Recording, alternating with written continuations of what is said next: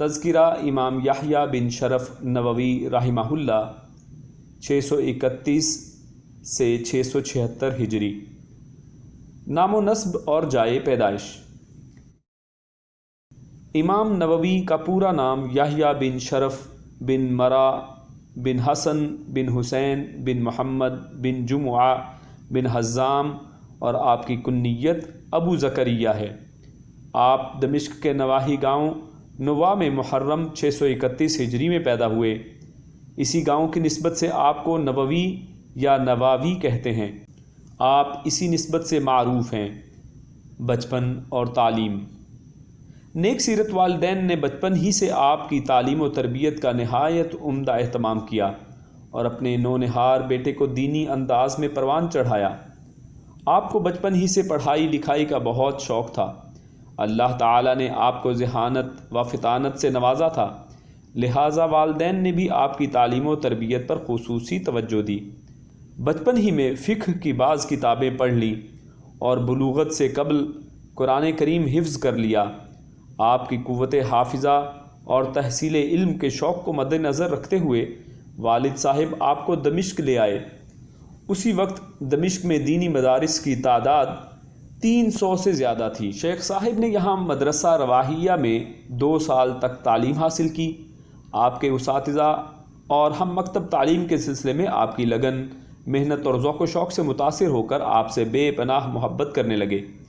اقامت دمشق کے دوران امام نووی نے جن علماء سے کسب فیض کیا ان کی تعداد 20 سے زیادہ ہے، جو اپنے وقت کے بہترین اور ممتاز علماء تھے اور مختلف علوم و معارف میں درجہ تخصص پر فائز تھے۔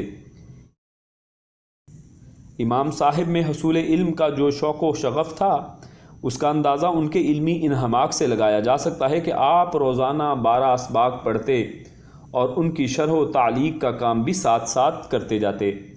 امام ذہبی رحمہ اللہ فرماتے ہیں کہ ان کا یہی علمی انہماک ضرب المثل بن گیا تھا۔ اخلاق و کردار کی خوبیاں۔ علمی کمال کے باوجود مزاج و طبیعت میں نہایت سادگی تھی۔ رات کو بہت کم سوتے، کھانے اور لباس کے معاملے میں بھی نہایت سادگی اختیار کرتے۔ امام صاحب تقویٰ اور زہد و ورع کے لحاظ سے بلند مقام پر فائز تھے۔ آپ کے مقاصد بہت عرفہ و اعلیٰ تھے۔ شیخ محی الدین رحمہ اللہ امام نووی رحمہ اللہ کے بارے میں فرماتے ہیں کہ آپ 3 مراتب کے جامع تھے۔ ان میں سے ہر ایک مرتبہ ایسا ہے کہ جس شخص کے اندر بھی وہ ہو تو اکناف عالم سے لوگ کثرت سے اس کی طرف رجوع کرتے ہیں۔ پہلا مرتبہ علم اور اس کی ذمہ داریوں کی ادائیگی کا اہتمام، دوسرا مرتبہ دنیا سے مکمل طور پر بے رغبتی، اور تیسرا مرتبہ امر بالمعروف اور نہی عن المنکر ہے۔ امام نووی رحمہ اللہ ان تینوں خوبیوں سے بہرہ تھے۔ وہ عالم با کمال بھی تھے اور زاہد بے مثال بھی، اور ایک نڈر اور بے باک داعی حق بھی۔ علمی خدمات و سفر آخرت۔